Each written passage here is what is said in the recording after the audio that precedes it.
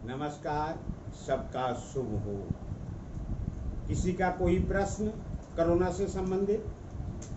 आपने अपने पहले वीडियो में कोरोना वर्सेस कॉमन मैन में कोरोना से बचाव पर प्रकाश डाला एवं बचने हेतु भोजन, बचाव, व्यायाम एवं आस्था द्वारा प्रतिरोधक क्षमता पर महत्व दिया। तब से अब तक काफ़ी परिवर्तन आ चुका है कोरोना की स्थिति में। अब आपका क्या कहना है? बिल्कुल सही है। मार्च आखिर से अब तक गंगा यमुना में काफ़ी पानी बह चुका है। परिस्थितियों में काफ़ी बदलाव आया है, लेकिन फिर भी मैं कहूँगा कि भारत की स्थितियाँ अन्य देशों की तुलना में बेहतर हैं। पहले हम तुलना ये करते थे कि पूर्ण जनसंख्या के प्रतिशत के रूप में भारत में संक्रमित दर बहुत कम है। क्योंकि अब भारत में भी काफ़ी संक्रमित हो चुके हैं, लेकिन फिर भी मैं यहाँ की उपलब्धि कहूँगा कि जहाँ पश्चिमी देशों में स्वास्थ्य सेवाएं काफ़ी मजबूत हैं, भारत या अविकसित देशों में स्वास्थ्य सेवाएं काफ़ी कम हैं। प्राकृतिक परिस्थितियां काफ़ी हमारे प्रतिकूल हैं। इनसे हमें कुछ सकारात्मक लाभ भी मिलते हैं। जैसे हम भारतवासी प्रकृति से सामंजस्य बिठाते हैं, चाहे वो मजबूरी बस हो या स्वेच्छा से स्वीकार किया हुआ।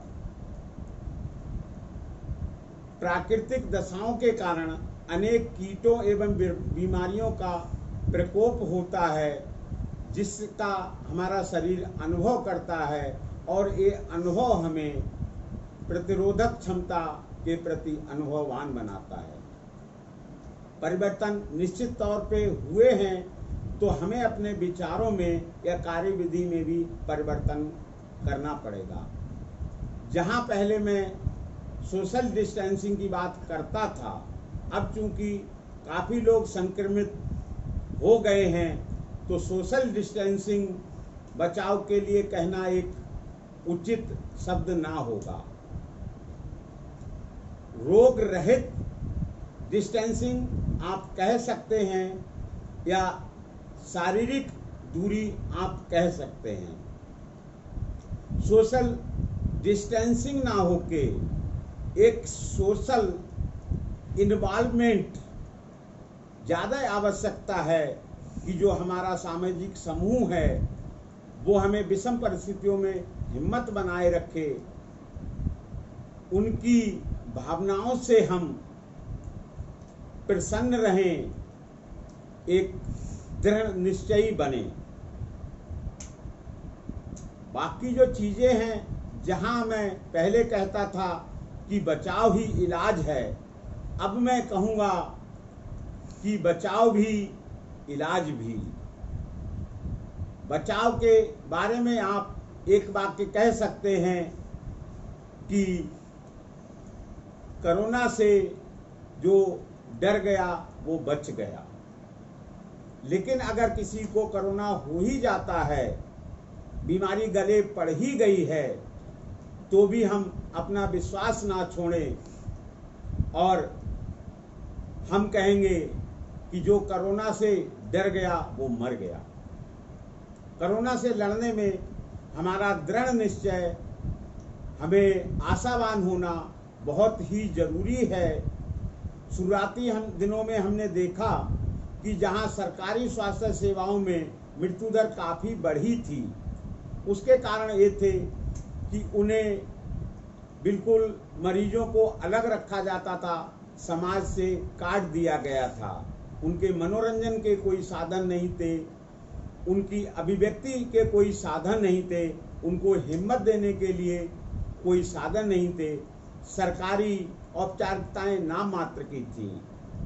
सरकार ने बदलाव किए हैं, होम क्वारंटाइन या स्वैच्छिक क्वारंटाइन, जिसे हम ये कह सकते हैं किसी भी एक अच्छे आवास जैसे होटल इत्यादि में मरीज स्वेच्छा से क्वारंटाइन रह सकता है, उसे चिकित्सकीय सलाह मिलती रहेगी और वो एक आम जीवन की तरह मनोरंजन एवं अपनी साधारण दिनचर्या में जैसे पठन है, मनोरंजनात्मक क्रियाएं हैं, उनमें इन्वॉल्व रहता है। काफ़ी हद तक परिवार उनसे मिलता है, एक अच्छी सलाह देता है, मरीज को कुछ आशा बनती है, कुछ खुशियां मिलती हैं और व्यक्ति की प्रतिरोधक क्षमता बढ़ती है। फिर भी बचाव का कोई विकल्प नहीं है। विशेषकर आपको बुखार, सर्दी, जुकाम से बचना होगा। अन्य बीमारियां, बीपी, हृदय रोग, लीवर, किडनी, निश्चित तौर पे जो रोगी हैं वो उसकी औषधि निरंतर लेते रहें और एक सम्यक चिकित्सा विधि को अपनाएं जिसमें कोई सीमा नहीं हो कि हम एलोपैथी तक ही सीमित हैं या हम आयुर्वेद तक ही सीमित हैं या हम व्यायाम विधि तक ही सीमित हैं या हम आस्था उपचार तक ही सीमित हैं। आप अपने अनुभव से एक नई विधि विकसित कर सकते हैं या इन विधियों में संतुलन बिठा सकते हैं। जैसे बुखार के तौर पे मैं कहूँगा, बुखार अपने आप में रोग नहीं होता है। बुखार का तात्पर्य है कि हमारे शारीरिक अंगों में, शरीर में कहीं ना कहीं कुछ गड़बड़ है। हमारे आंतरिक अंगों में वो संक्रमण भी हो सकता है, कोई फोड़ा फुंसी भी हो सकता है, इवन हमें सर्दी जुकाम का संक्रमण भी हो सकता है जो बुखार का कारण हो। हम इन कारणों का निवारण कर लें, बुखार चला जाएगा। इसके बावजूद भी अगर बुखार दूर नहीं होता है तो आप जांच विशेष कराएं कि बुखार का कारण क्या है। सर्दी जुकाम से बचने का आसान तरीका है। सर्दी जुकाम आमतौर पे तापमान के असंतुलन से होता है। जैसे आप एक गर्म वातावरण से ठंडे वातावरण में, कृत्रिम वातावरण में प्रवेश करते हैं, हमारे शारीरिक अंदरूनी अंग इतनी तेजी से उस परिवर्तन के लिए तैयार नहीं होते हैं एवं परिणाम सर्दी या जुकाम होता है। जब हमें पता है कि हमारे लिए संक्रमण, सर्दी जुकाम इस समय महामारी बन सकता है तो बड़ी आसानी से इनसे बचाव जा सकता है। हम अपने खान पान का सेवन उस रूप में करें, तापमान का ध्यान रखें, फ्रिज के द्वारा एक सोच समझकर चीज़ों का उपयोग करें, एयर कंडीशन का हम एक सही तापमान का प्रयोग करें एवं कोशिश करें कि हम गर्म तापमान से एक साथ ठंडे तापमान में आते हैं तो इसमें एक मध्यवर्ती तापमान से गुजर कर ही निम्न तापमान में प्रवेश करें। खान पान का अपनी एक अहम भूमिका है, चाहे कोई भी बीमारी हो। हमें जो विटामिन्स चाहिए, हमारे शरीर में जो खनिज की कमी है उसको हम प्रतिपूर्ति करते रहें।